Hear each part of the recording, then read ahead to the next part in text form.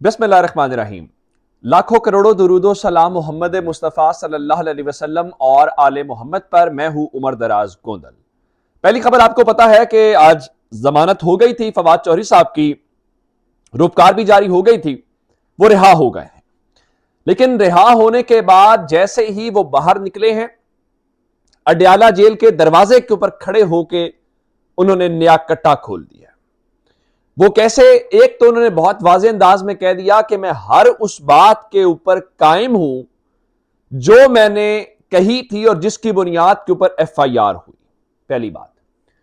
दूसरी बात यह है कि उन्होंने कहा कि अगर जहलुम और मियां वाली वाले भी गद्दार हैं तो फिर बताइए इस मुल्क के साथ हुब्बुल वतनी है किसकी?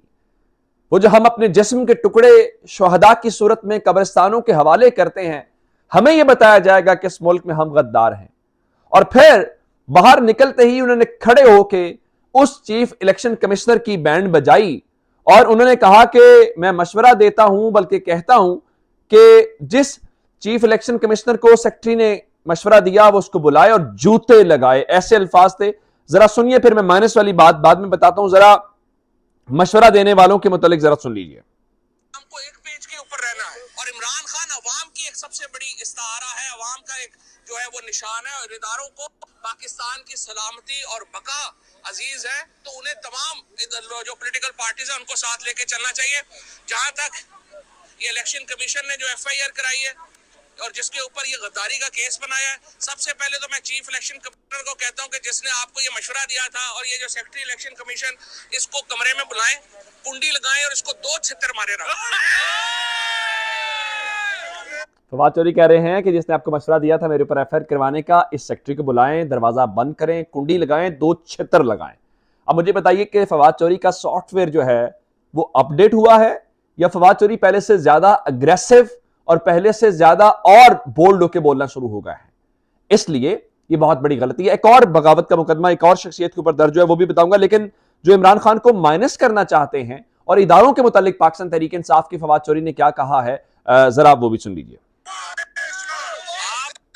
पाकिस्तान में मैंने अदालत में भी कहा है कि जो बातें मैंने कही हैं मैं उनके पर स्टैंड करता हूं, एक लफ्ज के ऊपर भी मैं पीछे नहीं हटता। हमारे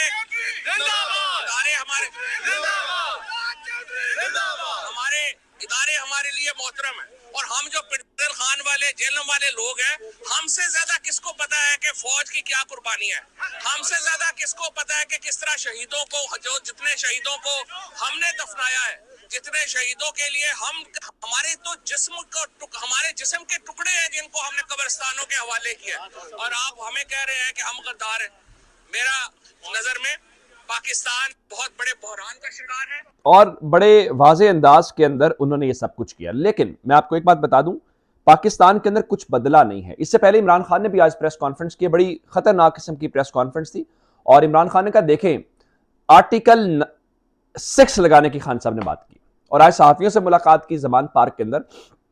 उनके मुताबिक हुकूमत बंद गली के अंदर है और असेंबलियां तहलील करने की उनकी हिकमत अली सबसे बेहतरीन थी, क्योंकि अब ये बंद गली में आ गए हैं और इलेक्शन करवाने के अलावा कोई चारा नहीं है। फिर उन्होंने कहा कि देखें जो आइन शिकनी करेगा, इलेक्शन नहीं करवाएगा, उसके ऊपर आर्टिकल 6 लगेगा। लोग ये कह रहे थे कि आर्टिकल 6 कैसे लगेगा, आर्टिकल 6 तो हुकूमत ने लगाना है। तो इसका मतलब यह है, खान साहब कह रहे हैं कि हम जीत के आएंगे और हम आर्टिकल 6 लगाएंगे। अब ये इजाजुल हक साहब टीवी के ऊपर बैठ के बता रहे थे, ये तयशुदा बात है कि इमरान खान को डिस्क्वालीफाई किया जाना है और वो टेरियान केस हो, वो तोशा खाना हो, लेकिन उससे फर्क नहीं पड़ेगा। अब इमरान खान ने इनसे पहले चाल चल दी है और आज इमरान खान ने अदलिया को भी बता दिया है कि अगर आपने डॉक्ट्राइन ऑफ नेसेसिटी यानी नजरिया जरूरत की बुनियाद रखी, जो आपने 1954 के अंदर रख दी थी जब आपने मौलवी तमीजुद्दीन केस के अंदर जस्टिस मुनीर ने नजरिया जरूरत की बुनियाद रखी और जस्टिफाई कर दिया था असेंबली तोड़ने के उस कदम को, और उसके बाद पाकिस्तान में मार्शल लॉ आ गया और आज उन्होंने कहा कि अगर आपने दोबारा से नजरिया जरूरत की बुनियाद रखी तो इस मुल्क में फिर जारी बात है फिर जंगल का कानून हो जाएगा, अवाम के जो हक है, हक की राय दही है, वो छीन लिया जाएगा। अब जरा अंदाजा इस बात से कर लीजिए कि क्या पाकिस्तान के अंदर हालात बेहतर हो जाएंगे या हालात जो हैं वो ठीक होते हुए नजर आ जाएंगे। मेरे ख्याल से अभी हमें कुछ ऐसा नजर नहीं आ रहा। आप अंदाजा इस बात से कर लीजिए कि अभी अब से थोड़ी देर पहले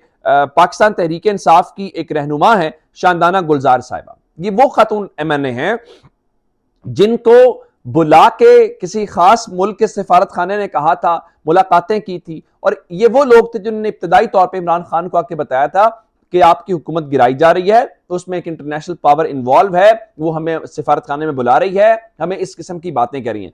शानदाना गुलजार साहिबा ने कुछ टीवी के ऊपर बातचीत की और उनके ऊपर इस्लामाबाद का जो खवातीन का पुलिस का थाना है उसमें एक बार फिर बगावत का मुकदमा दर्ज हो गया। लगता है कि पाकिस्तान इस्लामी जमहूरिया पाकिस्तान से ज्यादा कोई जमहूरिया को बगावत पाकिस्तान या बगावत जमहूरिया को इस किस्म का नाम रख ले कि ये बगावतिस्तान न बन गया हो, कोई इस किस्म का नाम ना हो कि हर शख्स की बगावत, लफ्सी बगावत है, ये अजीब किस्म की बातें हैं।